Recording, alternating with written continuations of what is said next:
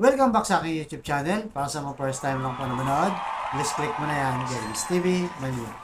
Anyway guys, wala nang bayad o libre lang, tulong mo na lang din sa kapwa mo. Alright? Thank you very much po. So topic natin ngayon for today's reflection, ang pag-ibig ng Diyos ay walang hanggan.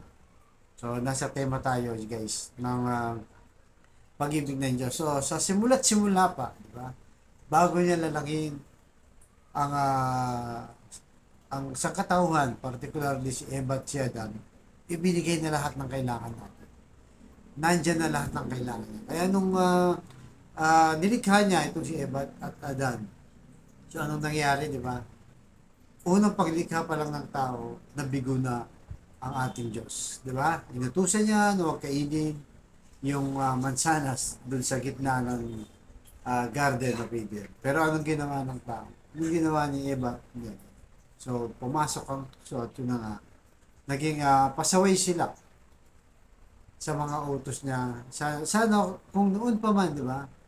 Kung ang Diyos ay hindi talaga mapagmahal, pwede naman niyang gawin, di ba? Na, nako, yung ginawa pa lang mga tao, sabi niya, di ba?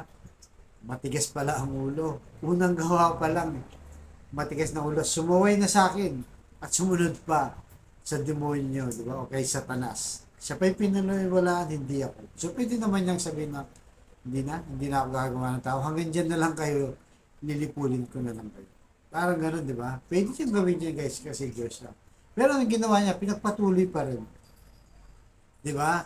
Mula kay Eva, kay Adan, tapos nagkaroon sila ng anak, itong si Abel, sila Cain. So, tuloy-tuloy na hanggang kay Amang Abraham, yan, isa sa mga propetang father of faith na talagang nagpakita ng pagmamahal din sa Diyos, sa pagsunod sa Diyos. At isa sa mga popular sa Bible na alam natin lahat yung story niya, itong si Haring David. Kasi bata pa lang, di ba, na nakitaan na ng Diyos. Kaya sa piniling maging hari ng Israel. At unang sabak pa lang, di ba, napatay niya na itong si Goliath dahil sa pagsunod o pagkilala niya sa Diyos. Bukod doon, marami pa sa mga ginawa talagang pagsunod o pagsamba sa Diyos. Kaya itong si David, pagmulat pa lang ng kanyang mata at pagpikit ng kanyang mata, nagdarasal na siya, nagpupuri at nagpapasalamat sa Diyos. Para may parating niya na ang pagmamahal na rin niya sa Diyos at nagiging masunurin na siya. So, hindi kagaya ngayon sa modern time natin, guys, di ba? Paggising mo, anong na yung hinahanap po? Di ba mga cellphone, guys? Tinitignan mo kung ano yung message mo, kung sino yung nag-chat sa'yo, o kung ano man yung latest, di ba? Kung anong latest na balita sa social media, mga marites, politika, sports, at kung yan ang unang tinitignan natin. Halos, di ba? Hindi na tayo nakakapag-alala. So, dapat, ang unang gagawin mo talaga, yung paggising mo pala, kagaya ni Propeta David, ay magpasalamat ka agad sa Diyos. Purihin sa agad. Kasi bakit ka magpapasalamat? Eh, nagising ka pa, di ba? Maraming taong gustong gumising pero hindi na nagigising, di ba? Maraming taong gustong dugtungin pa yung buhay. Yung iba nasa ospital, guys, naghahabol ng hininga, naka-oxygen na. So, magpasalamat ka na lang at malusog at maayos kang gumising. So, bukod dyan guys, dahil dyan sa pagmamahal sa Diyos, so pagpuri niya, nakagawa siya ng almost 70 na salmo. So, may akda yan guys sa salmo sa Bible.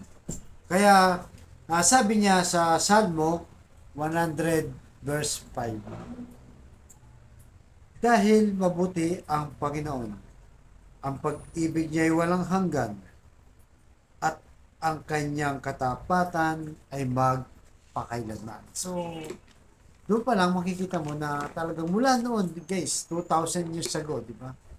O kung ilang mga taon ang mundo mula nung lalangin, hindi siya nagbabago. Magpasaha hanggang sa panahon natin ngayon, modern technology na. Siya pa rin, di ba? Ang gumawa kay Eva at Adan, sa mga propetang nagdaan, sa dami niyan. Hanggang sa ating pagdating ng ating Panginoong Jesus. Kasi nga guys, di ba, bilang isang Diyos, alam niya yung karakas natin bilang isang tao, di ba? Kung malungkot ka, di ba, dumaranas ka ng pagsubok, masagana ang buhay mo, may sakit ka, lahat yan. Di ba sabi pa nga sa dasal, hindi ka pa humihingi, alam na ng Diyos ang hinihiling mo. Alam niya, talastas niya na yung ating kalooban, puso't isipan at kaluluwa, lahat. Wala tayong maitatago. Di ba? Even yung bilang ng buhok natin, alam niya. Di ba? So, ngayon, bakit ka ngayon susunod sa Diyos? Di ba? Siya yung mahilikha ng ganyan. Ngayon, kung may duda ka pa sa Diyos, di ba? Bakit ka susunod sa Kanya? Sa iniisip mo, pag-aari mo ang buhay mo, magbasa ka doon sa Bible na binasa natin ng Psalm 100, chapter 100, verse 5. Na tatlong bagay. Una, yung kabutihan niya, mabuti ang Diyos. Pangalawa, mapagmahal siya. Di ba? Kahit nagkasala ang sangkatauhan, mula noon, daming taong sumuway sa Kanya. Hanggang sa ngayon, sumusuway tayo guys. Di ba? Hindi natin yan dinideny. At yung katapatan niya, kapag nangako siya, talagang sinusunod niya. Hindi kagaya nating mga tao, talagang karamihan sa pinapangako natin ay napapako. Di ba? So, yun ang dapat natin gawin. Yung pumasok tayo sa simbahan, no? Magdasal tayo, humingi tayo ng tawad, magpasalamat tayo, magsimba tayo. Diba? May time naman na sa lahat ng bagay dami mong ginagawa. Buong linggo yan, diba? Tapos yung isang oras lang ibigay na natin sa Diyos. So, minado naman tayo, Jess. Hindi rin naman tayo perfecto, pero mas marami tayong panahon na magsimba para magpasalamat sa Diyos. So, minsan, di ba, feeling mo pagka nireject ka, ang mahal mo sa buhay, lalo na sa pamilya mo, mga kaibigan mo, di ba? In-scam ka, niloko ka, o kaya naman, vice versa guys, naka-scam tayo ng tao, nakaloko tayo ng tao, nakasakit tayo ng tao. So, hingin natin lahat yan ng tawad sa Diyos para sa ating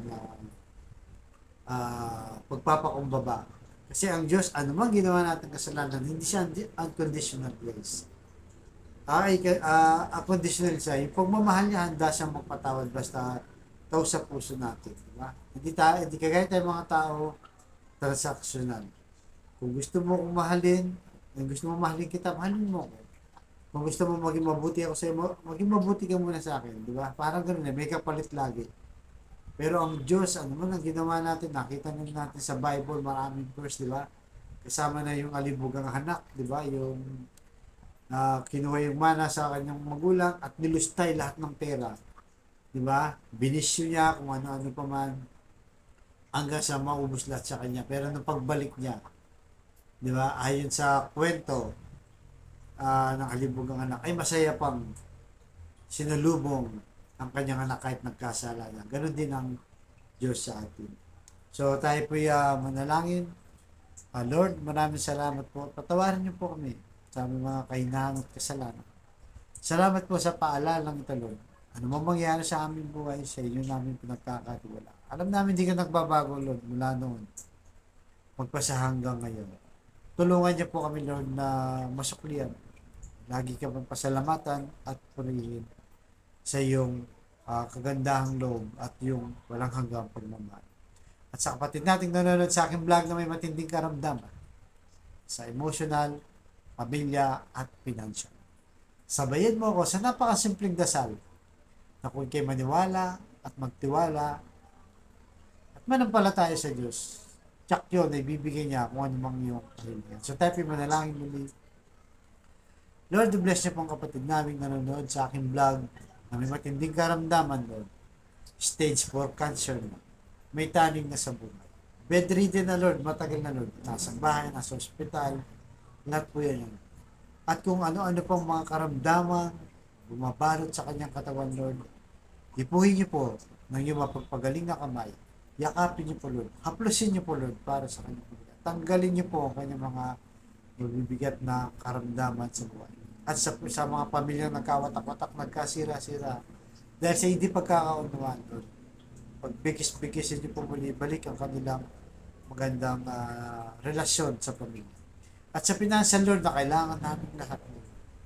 Lalong-lalo na po, Lord, pinagdarasal namin ang mga kapatid namin walang-wala, Lord. Ultimong pambili ng bigas, ng ulam, pambaon sa mga bata, pambili ng gamot, Lord, pambayad sa upa at sa bahay, tubig, kuryente, at kung ano pa. I-bless niyo po ang aming hanap buhay para may-provide namin ang pangailangan namin. So, ang lahat ng ito yung nilig namin sa matamis na pangalan natin, Panginoong Jesus. Amen and amen. To God all be the glory. Sa ngalan ng anak ng anak, Jesus Spirit Santo. Thank you very much, Spirit.